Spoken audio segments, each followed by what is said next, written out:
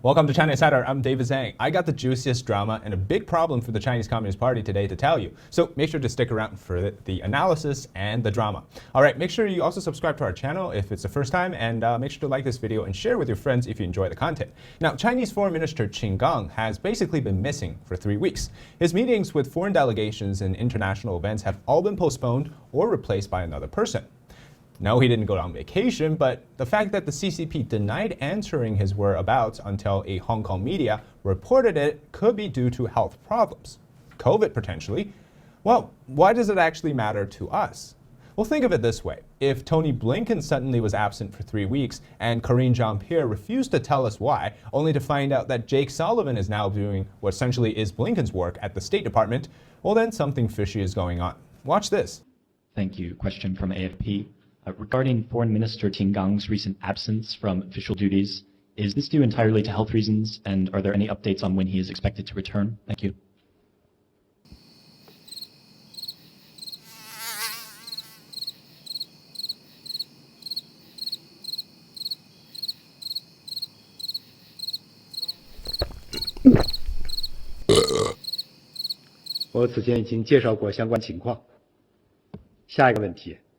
So that was the Chinese Foreign Ministry spokesperson taking a very long pause to try to answer that question, only to basically say that, well, go refer to our previous answer. And the Foreign Ministry has essentially been quite reluctant overall to provide any information or even a straight answer as to what happened to him. Strange enough, all the people that we are talking about today have yet to come out to make any statement online refuting these speculations. Essentially, what's been happening is that the Foreign Ministry has lost its commander and that nobody's telling us why, and everyone seems to be hiding something. And during this important time, which is the CCP's diplomatic effort, such as the US-China relationship, Qin Gang is gone, and that's no less than being crazy strange. Now, why could it be a health problem?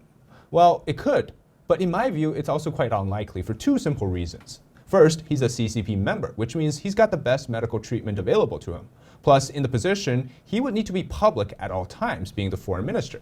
And also right now, given the fact that COVID has been essentially gone for a very long time, it would be really strange for him to catch COVID and not recover for almost 3 weeks. And the second reason is that at some point, it would make more sense for the deputy foreign minister to take over, right? But in fact, it hasn't happened yet.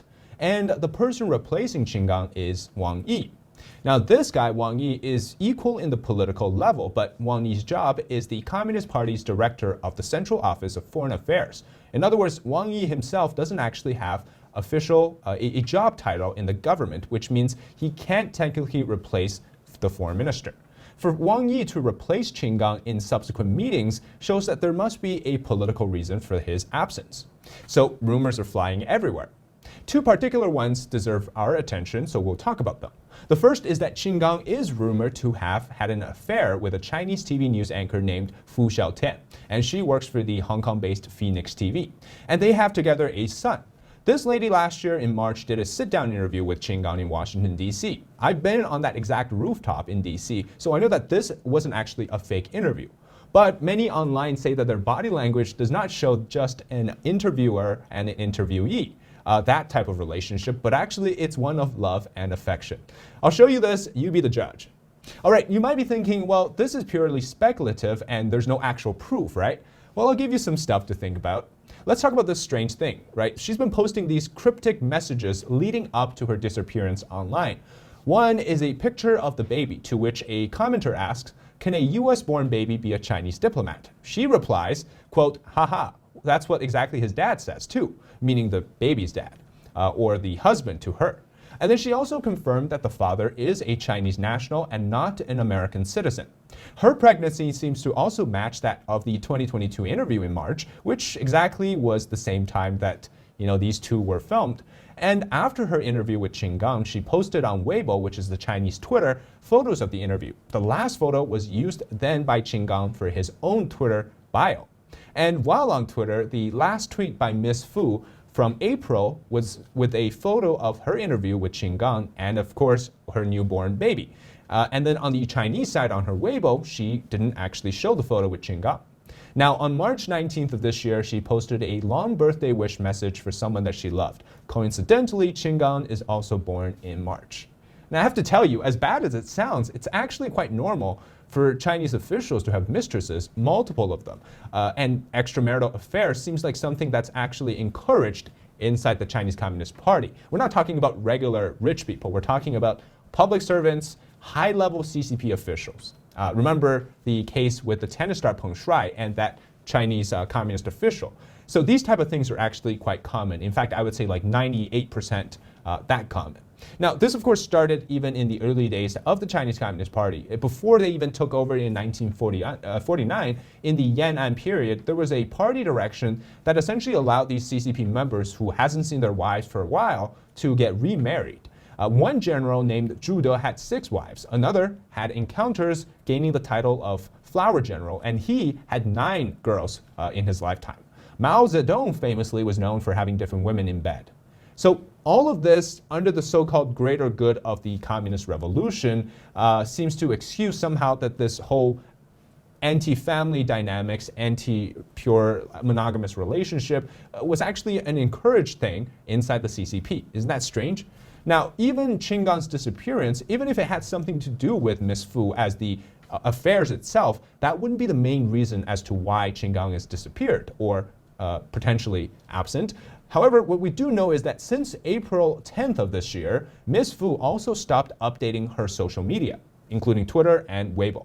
So that brings about the second rumor. Who is Miss Fu Xiao and what exactly did she do to make Qin Gang disappear? So Miss Fu was rumored to have been arrested on charges of being a spy. And so this one kind of deserves some explanation, right? She's Chinese. If anything, she would be spying for China. But remember Australian anchor Chen Lei, she was also detained in China over so-called national security related charges. In fact, Chinese news reporters, particularly female, they're tapped to engage in honeypot or espionage work while they are overseas. But to be arrested back in China for spying, it would have to be that they somehow defected it or is working as a double agent for another intelligence agency such as the CIA. In the case of Miss Fu, she would have been able to access interviews with some of the world's most important people, namely business and political leaders like presidents, prime ministers, and global icons. And the station that she had worked for is not technically a Chinese state media. So it doesn't, or technically, it shouldn't have the resources or the connections to be able to get these type of interviews. The only way for her to be able to get it is to have a deep connection within the CCP, potentially either the foreign ministry or the intelligence gathering system. So that would enable her to get a relationship going with foreign leaders. And this also enables her the espionage intelligence gathering work that she would conduct while she is also as a reporter. Miss Fu even got a garden named after her in 2016 at the Churchill College in the UK at the University of Cambridge. So you would have to have some big money donation to be able to get something named after you in a university as prestigious as the Cambridge or the Churchill College, part of the Cambridge University. And of course, we know that she was a student there, could be an exemplary student, but that's not the ground for you to get something named for yourself, a college garden. And so the only explanation as to why she would be able to get that much power or exposure is if somebody was backing her, right? She had some deep connections within the CCP against the entire system. But there's no information about her family background. Some claim that she's rich to begin with. Rich enough to do that? I don't know. But others also claim that she was also taken care of in ways before meeting Qin Gang by another CCP official who again probably belonged to a really high power. Either way, it seems like her background is very important to this entire situation and something we still don't know exactly of. Of course, now these are just rumors, right? It doesn't point to us say that that's exactly what happened to Qin Gang.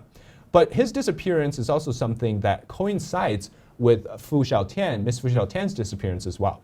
And this is all going on in the dark, right? So anything I say, it's rumor, but it's actually that's how the Chinese Communist Party really operates. They would never disclose the real reasons why somebody is missing. But I do think Qin Gang will eventually return because it was a big shockwave for the entire world to see that the foreign minister is suddenly gone. But it would be a bigger one if he's suddenly fired or he just suddenly died, right? To help you understand who Qin Gang is, you have to know the CCP's system of operation.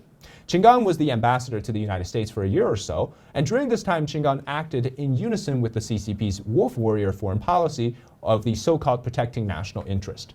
However, Qin was much more cunning with a layer of the so-called playing nice added to it. And so he seemed like he was somebody who was approachable. He carried a sentimentality that China was approachable with him in the time that he was in DC. But before that, Qin Gang was a foreign ministry spokesperson, and like all the other ones, he played that aggressive tone really well.